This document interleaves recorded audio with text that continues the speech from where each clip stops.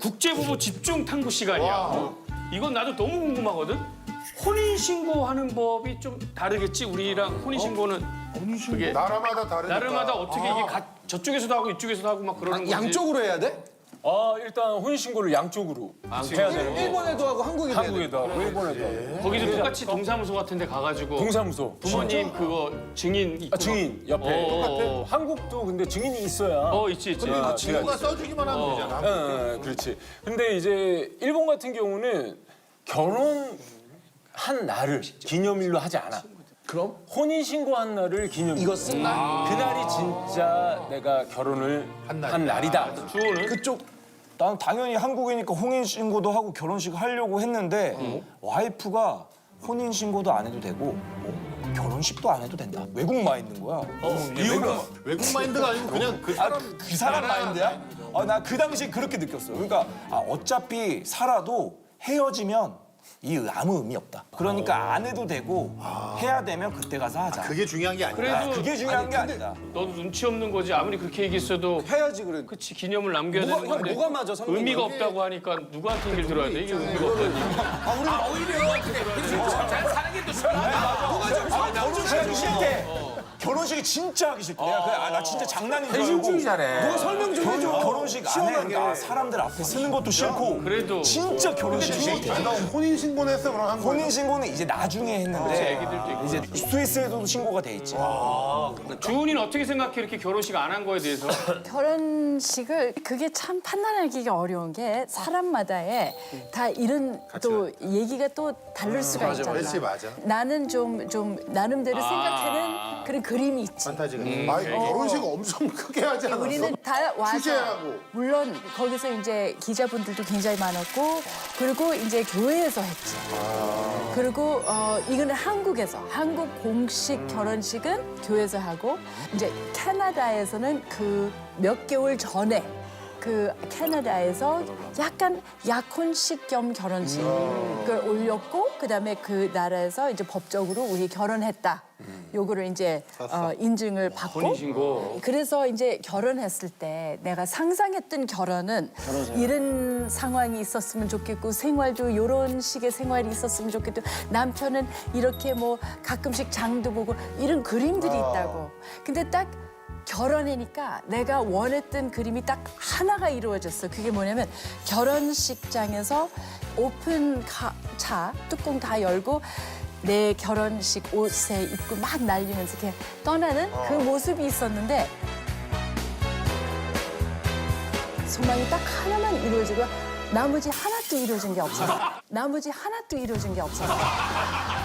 근데 이게 신기한 게 이게 진정한 생활이라는 거야. 그러니까 우리가 다 소망하는 그런 그림들이 있는데 그러니까 결혼하면 그게 다 깨지게 되잖아. 처음에 걱정했던 거는 하도 유용한 배우기 때문에 사고를 칠 수 있겠다. 그러니까 어떤 사고냐면 여자의 사고. 그쪽으로. 그래서 내가 내 마음에 23인데 나에게 그리고 이 남자가 내 첫 사랑이라고.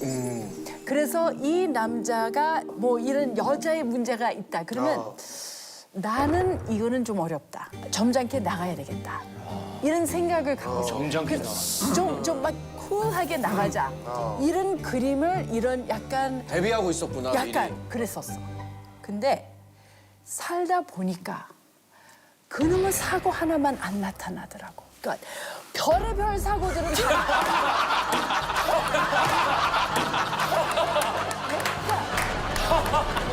여자 사고 빼고는 다 나. 그러니까 준 얘기는 가장 걱정했던 문제는 맞아. 그건 안 나오는데 알지? 정말 사건의 사고들은 다 나타나는데 그 사고 올 때마다 이거는 아닌데? 이것도 아닌데? 이렇게 살아온 내 30년이야. 되게 준이 입장에서 애매한 거야. 명분이 없는 거야. 근데 그 하나만 어떻게 보면 약간 기다리고 있었던 사람. 여자 문제. 어디 인터뷰를 봤는지 그에 다시 태어나도 나는 민수 형이랑 결혼한다. 뭐 그 얘기. 내가 1000번 태어나도 이 남자야. 내가 유성이 아빠를 보면 참 독특하지 않아? 그러니까 사실 3시간 만에 자기가 이 사람이다 얘기를 해준 이 남자 나는 한국에 별의별 호칭들이 다 있더라고. 터프가이에다가 뭐에다 뭐다. 근데 진정한 터프가이. 그러니까 정말 자기가 터프해야 될 때는 터프하다는 거. 그리고 나에게는 그 수없이 부드럽게 나를 부드러운 남자고, 해주고. 아내한테는. 근데 그 사실은 나만이 알고 있었어. 세상은 몰랐어. 그래서 나는 정말 이렇게 멋진 나만이 아는 남자가 이 세상에 너무 멋있다. 있을 수 있을까? 그렇다고 해서 그때 당시에 정말 너무 미인의 미인 여자들이 아주 그냥 바다같이 둘러싸여 있었다고. 그치. 근데 왜 나를 이렇게 사랑하지? 왜 나를 이렇게 믿지? 왜 나에 대한 매력을 어느 부모보다 더 나를 아끼는 정도로 아끼더라고, 이 남자가. 멋있다. 자꾸 내가 좀 자랑하고 싶어서 그런데 진짜 너무 이 남자가 예쁘다. 자랑하고 싶대. 너무너무 나한테 배울 게 너무 많다고 나를 항상 이렇게 바라보고 있는 이 남자 처음 본 다시 당연히 내가 결혼을 하지. 다시 태어나도 멋있다. 그러면은 아니 근데 결과적으로는 민수 형도 주은이를 진짜 제대로 그럼. 찍은 거지. 정말 순식간에 일어난 일이지만 그렇죠. 어떻게 그렇게 훌륭한 분을 너무 감사해요. 그 짧은 시간 안에 너무 고마워 서정아. 너무 고마워. 괜찮아. 그 정도면 다 맞춘 거야. 가끔 깨진 한국어가 나오네. 그렇게 하나 불렀대.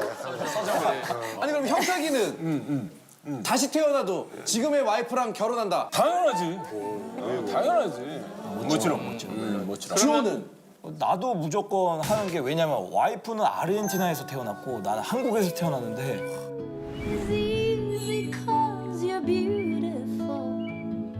Making 지금 같이 살고 있다는 게 좀 신기하기도 하고 진짜 인연이다. 그리고 낳은 건우 진우를 봤잖아. 우리가 결혼해서 아이를 낳아야 얘네 셋을 볼 수 있는 거 아니야. 그렇기 때문에 또 결혼해야지. 문화 중에 그 식문화 있잖아. 입맛이 다르면 어렵잖아. 그게 제일 어렵고. 식문화는 어려운 건 없어? 아니 근데 주원이는 23살이면 한국에 오기 전에 한국 음식을 뭐 만들어 볼 일은 없지 않았어? 연습하지 않나? 그렇겠지. 만들어 본 적이 없었던 게 대학교 바로 마지막 해에 이 유성 아빠를 만났기 때문에 내가 뭐 기숙사에서 한국 음식을 이런 적이 없었던 거지. 그러니까 심지어 밥까지도 만들어 본 적이 한 번도 없었다고. 근데 딱 결혼하자마자 남편 보니까 이 남자는 왜 200년 전에 태어났어야 됐잖아. 그러니까 항상 여자라면은 다 우리나라 음식 다 만들 수 있겠지. 그거를 기대를 했던 거라. 그래서 이 남자에게 내가 그때 당시에 백반이라는 단어를 이제 들었는데 야 한국은 여자의 지옥이구나. 100가지 반찬? 그러니까 백반이 나에게 그래서 내가 저렇게 징그러운 그런 말이 어디 있을까? 그러니까 상 차리면 그러면 한국 모든 여성분들이 100가지 반찬들을 만들어줘야 되는 게 올바른 주부인가? 그래서 내가 끝이 너무 이게 안 보이는 거야. 언제 내가 백반까지 만들까? 그때 영어로 된 한국 요리책을 하나 사가지고 그 영어로 다 써 있어. 그래서 묵국 어떻게 만드는 거, 뭐 밥 어떻게 이런 게 다 있는데 처음부터 이제 배우는 거지. 그래서 맨날 양념장에 보면서 이거는 어떻게 만들어야 되는 거. 하나부터 열까지 이렇게 어려운 숙제가 없어 나에게. 그러니까 그게 전쟁터야 나에게는. 그래서 하나씩 이제 배우면서 만들면서 또 이 남자가 좀 까다로워. 이 맛이 아니라는 얘기를 또 해. 이게 아니야. 내가 아는 그 맛이 아니야. 그러면은 진짜 서운해할 텐데. 그때는 그게 아니라 그때 사랑이 뭐길래 진짜 대발이처럼 약간 그런 분위기로 집에. 그래서 내가 완전 대발이라는 가부장적인. 에피소드를 몇 개만 봤는데 딱 그거 보니까 연기가 아니더라고. 그게 연기가 아니는데 거기에 인정을 받은 거야. 그래서 내가 보니까 저게 오빠인데? 딱 오빠인데? 그래서 밥이 지린 밥이 있고 또 된 밥이 있고 설 익은 거 있고. 뭐가 있어. 하여튼 항상 그게 너무 무섭더라고. 이제 밥을 다 앉혀놓고 이제 만드는데 갖다 주면 뭐 밥이 어떻대? 밥이 어떻대? 그러면 제발 맞는 밥은 뭐지? 맞는 밥. 지금 우리가 같이 웃을 수 있지만 그때는 내가 맨날 밥통 앞에서 웃고 있었단 말이야. 이것부터 너무 어렵고 그다음에 이 사람이 또 연기자다 보니까 연기 안 할 때는 하루에 3끼를 또 다 챙겨 먹잖아. 아침, 점심, 저녁. 그럼 아침을 다 끝나고 나서는 또 똑같은 거는 또 안 먹겠대. 그러니까 반찬을 좀 살짝 조금 이제 만져보지. 조금 돌려놓고 거기에 다른 양념도 같이. 근데 그거를 또 귀신같이 안 먹어. 안 먹어. 그다음에 또 간식, 이놈의 간식을 또. 그 사이사이에 또 간식을. 그리고 간식을 내가 어떤 뭐가 땡길까 내가 알 수가 없잖아. 뭐 매운 거 먹었으면 또 간식이 또 약간 단 거를 뭐 아니면 찬 거 뭐. 그래서 그거에 대한 요령이 생겼지. 지금 와서 30년이 되다 보니까 이제는 남편의 입맛을 너무 잘 알기 때문에 요때 점심 오늘 뭐 먹었지 자기? 그러면 뭐 얘기하면 내가 알아. 그러면 저녁 때는 어떤 저녁을 먹고 싶겠다. 그러면 항상 얘기를 하는 거야. 어떻게 준이는 내가 딱 원하는 거를 이렇게 다 알아내. 왜냐면 30년 동안 이런 고생을 해왔기 때문에 30년이 되니까 갑자기 어느 날 내가 이 사람의 박사가 된 거야. 그리고 이 사람도 나의 박사가 되고. 그러니까 이 오늘의 우리가 너무 달콤해. 이렇게 행복한 오늘이 있을 수가 없어.